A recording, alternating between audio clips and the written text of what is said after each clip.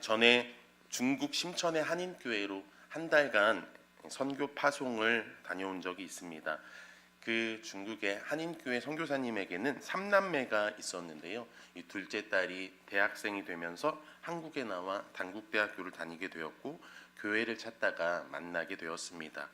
이 둘째 딸이 용인의 자취방을 잡고 학교를 다니자 그 첫째 딸과 막내 아들 이 3남매가 다 중국에서 나와서 그 단칸방에서 같이 학교를 다니면서 교회를 다녔습니다. 그런데 코로나가 터지면서 이 3년 넘게 중국에 들어가지 못했습니다. 이 심천에 있던 선교사님은 자녀들을 3년 넘게 만나지 못했고 또 코로나로 교회의 상황도 어려워지면서 깊은 우울증을 겪게 되셨습니다.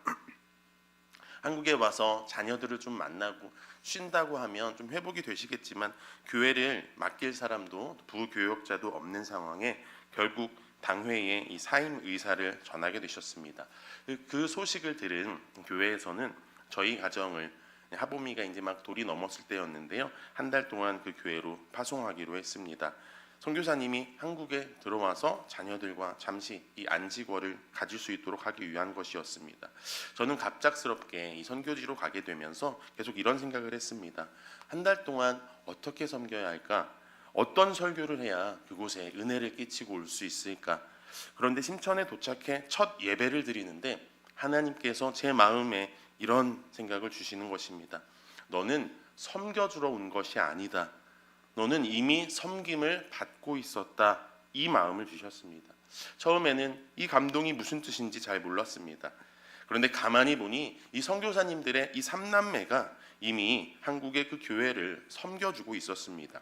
첫째 딸은 베이스 기타와 첼로로 교회를 섬기고 있었고요. 또 둘째 딸은 바이올린으로 3년 동안 성가대를 섬기고 있었습니다. 막내 아들은 드럼으로 청년부에서 또 금요 예배에서 섬기고 있었습니다. 그 순간 깨달아지는 마음이 있었습니다. 아, 내가 섬기러 온 것이 아니라 이미 섬김을 받고 있었구나. 그래서 저는 너무나 고마워하는 중국의 그 성도님들에게 이렇게 인사를 했습니다. 제가 섬기러 온 것이 아닙니다. 여러분의 자녀들이 여러분 교회의 청년들이 이미 3년 동안 교회를 섬겨주고 있었습니다. 저는 그 섬김에 너무 감사해서 그 은혜를 갚으러 온 것입니다. 이렇게 고백을 했습니다. 사랑하는 여러분, 저와 여러분이 누군가를 섬긴다, 하나님을 섬긴다 이렇게 생각할 때가 있습니다. 마치 내가 큰 희생으로 하는 것처럼 느껴질 때도 있습니다. 하지만 여러분 기억해야 합니다. 우리는 이미 누군가에게 사랑과 섬김을 이미 받은 사람들이라고 하는 사실입니다. 그 사실을 잊어버리면 우리의 섬김은 어느 순간에 교만해질 수 있다는 것입니다. 여러분 기억하십시오. 저와 여러분은 먼저 받은 그 은혜의 빚진 자로 하나님 앞에 서야 할 줄 믿습니다. 그 먼저 받은 그 은혜의 빚진 자로서 우리가 섬겨야 한다라는 것입니다. 그래서 찾아내야 합니다. 내가 먼저 받은 그 은혜가 무엇인지, 내가 이미 받고 있었던 그 사랑이 무엇인지 찾아내고 기도로 발견해야 될 줄 믿습니다. 오늘 본문의 다윗은요, 이 먼저 받은 그 은혜를 기억했던 한 사람이었습니다. 오늘 본문을 통해서 하나님은 저와 여러분에게 무엇을 말씀하시고자 싶어 하시는지 함께 나누기를 소망하는데요. 먼저 받은 은혜를 기억해야 합니다. 우리 같이 한번 고백해 볼까요? 먼저 받은 은혜를 기억해야 합니다. 이 다윗에게 있어서 사울의 집안이란 생각하기도 싫은 그런 집안이었겠죠. 사울은 왕이었고 다윗은 사위였지만 다윗은 사울에게 평생을 쫓겨다니며 살았습니다. 오늘 본문의 다윗은 이 사울의 남은 가문을 찾아 헤매고 있습니다. 오늘 본문 9장 3절에 보니까 왕이 이르되 사울의 집에 아직도 남은 사람이 없느냐, 내가 그 사람에게 하나님의 은총을 베풀고자 하노라. 여러분, 이 장면이 얼마나 이상한 장면인지 아십니까? 왕이 바뀌게 되어지면, 정권이 바뀌게 되어지면 보통 무엇을 합니까? 이전의 왕가들을 정리합니다. 혈육은 다 찾아서 없애는 것이 당시의 상식이었습니다. 정치적인 불씨를 없애는 것이죠. 모든 그 친족을 멸해서 그 다음에 일어날 어떠한 그 반역을 막는 것입니다. 그런데 다윗은 찾고 있습니다. 그리고 그 사람에게 하나님의 은총을 베풀겠다라고 말하고 있습니다. 자신의 정적이 될 수도 있는 그 왕족에게 여러분 왜 다윗은 은혜를 베풀려고 하고 있습니까? 오늘 본문의 9장 1절에 보면 그 비밀의 이유가 나와 있습니다. 1절에 보니까 다윗이 이르되 사울의 집에 아직도 남은 사람이 있느냐? 내가 요나단으로 말미암아 그 사람에게 은총을 베풀리라 하니라. 다윗은 지금 요나단 때문에 지금 그 남은 자 후손을 찾고 있습니다. 요나단 때문에 그 은총을 베풀려고 한다라는 것입니다. 여러분 왜 그렇습니까? 바로 요나단과의 약속 때문이었습니다. 오늘 사무엘상 20장 15절에 보면 그 이유가 나와 있는데 우리 같이 사무엘상 20장 15절 읽어보겠습니다. 시작. 여호와께서 너 다윗의 대적들을 지면에서 다 끊어 버리신 때에도 너는 내 임자함을 내 집에서 영원히 끊어 버리지 말라 하고. 아멘. 여러분 이 약속은 다윗이 왕이었을 때 했던 약속이 아니었습니다. 사울에게 처절하게 도망다니고 있을 때 했던 요나단과 다윗과의 약속이었습니다. 사울의 칼날의 끝이 다윗의 목을 향하고 있을 때 요나단이 은혜를 베풀어 다윗을 도망가게 해주면서 요나단이 오히려 나와 약속하자, 훗날 나를 기억하고 오늘을 기억하고 내 후손을 살려달라라고 약속을 요구하고 있습니다. 여러분 다윗이 얼마나 어리둥절했을까요? 지금 죽기 직전의 상황은 다윗 자신인데 마치 요나단이 자신이 지금 죽기 직전인 것처럼 나와 내 후손을 훗날 살려달라고 약속을 해달라고 요청하고 있기 때문입니다.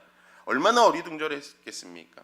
그러나 훗날 그 이유를 다윗은 그 약속의 의미를 먼 훗날에 알게 되었습니다. 사울과 요나단이 한날에 죽고 자신은 왕이 되었습니다. 요나단은 그때에 여러분 미래를 봤던 것이죠. 자신의 아버지 사울의 타락함과 이스라엘을 향한 하나님의 진노하심을 보며 다윗에게 먼저 다윗이 왕이 될 것을 바라보면서 은혜를 베풀어 자신의 후손들을 생명을 지켜달라고 약속을 해달라 간청했던 것입니다. 여러분 다윗은요 요나단으로부터 먼저 받았던 이 은혜를 기억하고 있었기 때문에 이 약속을 기억하고 있었기 때문에 남은 자 무비보셋에게 은총을 베풀 수가 있었습니다. 사랑하는 여러분, 저와 여러분은 먼저 은혜 받은 사람임을 이미 은혜 받은 사람임을 기억해야 합니다. 우리는 그 중에서도 구원의 은혜를 먼저 받았습니다. 내가 죽어야 하는 처지에 다른 분이 나 대신 죽임을 당하셨습니다. 이미 우리는 완전한 은혜를 받았다라는 것입니다. 그렇기 때문에 지금부터 우리가 받는 은혜는 이미 받은 그 은혜 위에 받는 은혜 위에 은혜인 줄 믿습니다. 이미 충만합니다. 저와 여러분의 더 이상 받을 복이 있는 것이 아니라 이미 하나님께서 예수 그리스도로 말미암아 주신 그 은혜와 복이 이미 충만하며 그 충만함 위에 충만함인 줄 믿습니다. 그래서 그 넘치는 은혜와 그 넘치는 충만함을 우리는 흘려보내는 삶이 되어야 할 줄 믿습니다. 조금 더 한 걸음 말씀 속으로 들어가 보기 원하는데요. 이 무비보셋을 통해서 하나님이 우리에게 말씀하시고자 하시는 것이 있습니다. 그것이 무엇입니까?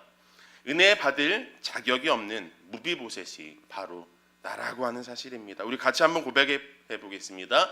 은혜 받을 자격이 없는 무비보셋이 바로 나입니다.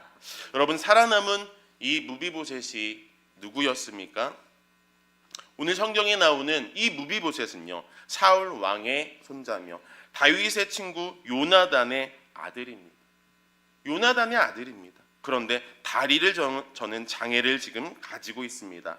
사무엘하 4장 4절부터 보면 이 무비보셋이 왜 다리를 절게 되었는지 소개를 시켜주고 있는데요. 우리 같이 한번 읽어보도록 하겠습니다. 시작. 사울의 아들 요나단에게 다리 저는 아들 하나가 있었으니 이름은 무비보셋이라. 전에 사울과 요나단이 죽은 소식이 이스라엘에서 올 때에 그의 나이가 5살이었는데 그 유모가 안고 도망할 때 급히 도망하다가 아이가 떨어져 절게 되었더라.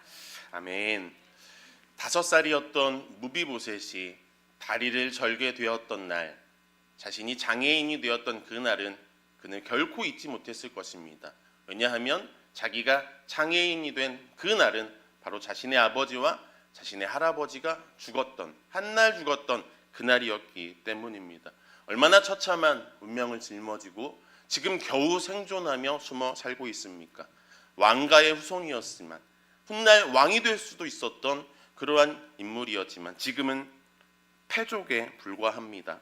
그는 살아있으면 안 되는 존재였고 철저히 숨어 사는 존재였습니다. 그런데 그 무비보셋이 다윗 왕 앞에 나왔을 때에 그가 이렇게 엎드려 이야기합니다. 9장 오늘 본문 6절에 보니까 사울의 아들 손자 요나단의 아들 무비보셋이 다윗에게 나와 그 앞에 엎드려 절하매 다윗이 이르되 무비보셋이여 하니 그가 이르되 보소서 당신의 종이니이다. 두려움에 떨고 있습니다. 성경은 의도적으로 그의 지금 현재 처지와 반대되어지는 사울의 손자요 요나단의 아들이라고 그 무비보셋을 소개하면서 그가 지금 다윗 앞에 엎드려 당신의 종입니다 라고 이렇게 벌벌 떨고 있는 모습을 보여주고 있습니다.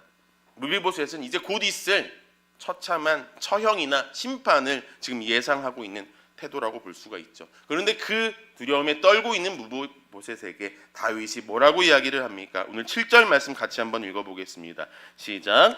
다윗이 그에게 이르되 무서워하지 말라. 내가 반드시 내 아버지 요나단으로 말미암아 내게 은총을 베풀리라.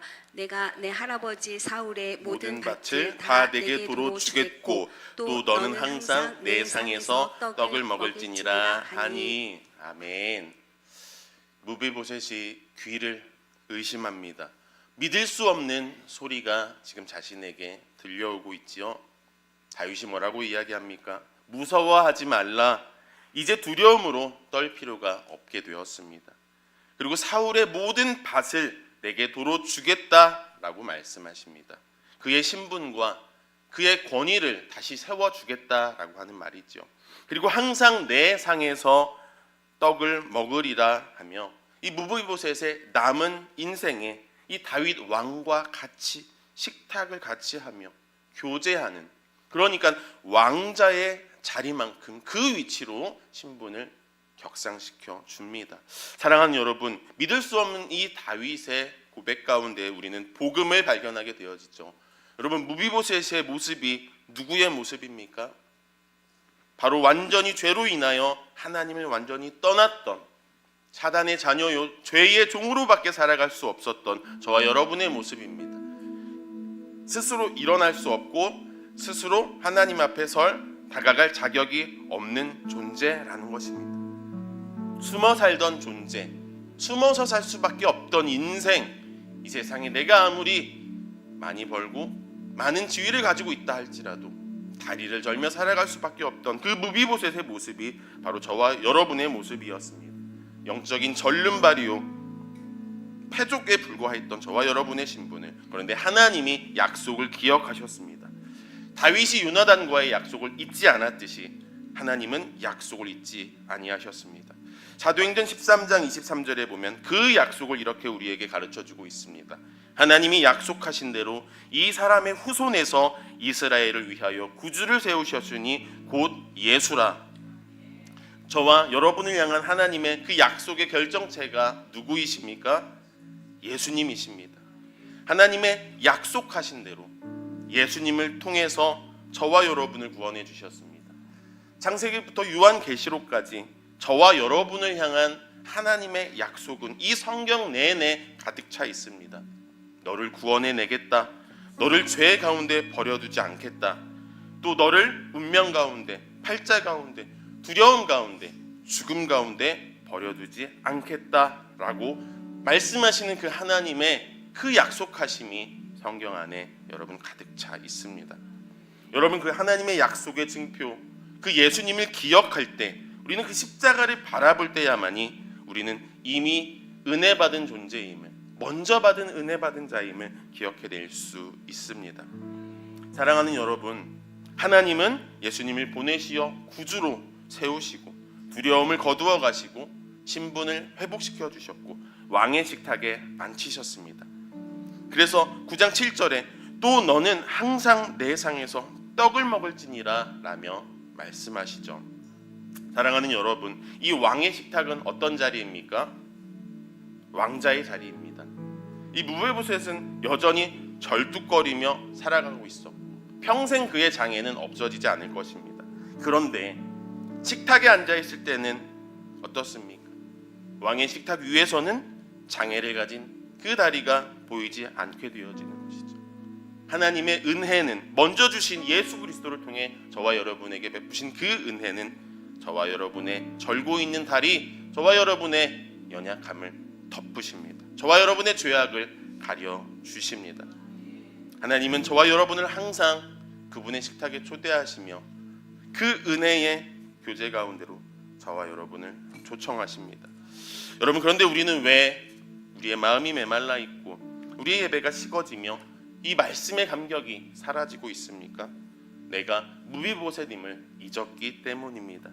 하나님의 약속, 예수님의 그 십자가를 놓쳤기 때문이죠. 사랑하는 여러분, 십자가를 잊으면 은혜가 사라집니다. 십자가를 잊어버리면 약속이 사라집니다. 오늘 다윗이 요나단과의 약속을 잊지 않고 기억했듯이 오늘 말씀을 통해서 하나님께서 지키신 약속 예수 그리스도를 바라보며 또한 은혜의 빚진 자임을 기억하고 저와 여러분의 삶 가운데에서도 어느 누군가 지금 숨어서 살고 있는 우리 인생의 다른 무비보셋을 찾아 하나님께 그 왕의 식탁으로 같이 함께 나아가는 저와 여러분이 되시기를 소망합니다.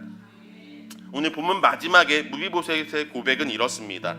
8절입니다. 그가 절하여 이르되 이 종이 무엇이기에 왕께서 죽은 개 같은 나를 돌아보시나이까 하니라. 여러분, 이 무비보셋의 마음은 그 다윗 왕 앞에서 죽은 개와 같은 모습임을 고백합니다. 도대체 나를 왜 살려주시는지, 왜 이런 은총을 베푸는지 그가 알 수 없습니다. 여러분, 다윗도 그런데 하나님께 동일한 고백을 했던 적이 있습니다. 시편 8편 4절에 보면 다윗은 하나님께 이런 고백을 했었습니다. 우리 이 말씀을 같이 읽고 찬양하겠습니다. 같이 읽겠습니다. 시작. 사람이 무엇이건대 주께서 저를 생각하시며 인자가 무엇이간데 주께서 저를 권고하시나이까. 무비보셋이 도대체 죽은 개와 같은 나를 왜 돌아보시나이까 라고 고백했지만 그 무비보셋에게 은총을 베풀고 있는 다윗도 한때 하나님 왜 저를 권고하시며 제가 무엇이길래 저를 생각해 주십니까? 라고 궁금했던 적이 있다라는 것이죠. 여러분, 이러한 질문 앞에 주님은 그저 우리를 주님의 영원한 상으로 초대하시며 왕의 식탁에 앉히시고 우리에게 날마다 은혜를 베푸시는 그 주님께 이 찬양을 함께 고백하며 나아가기를 소망합니다.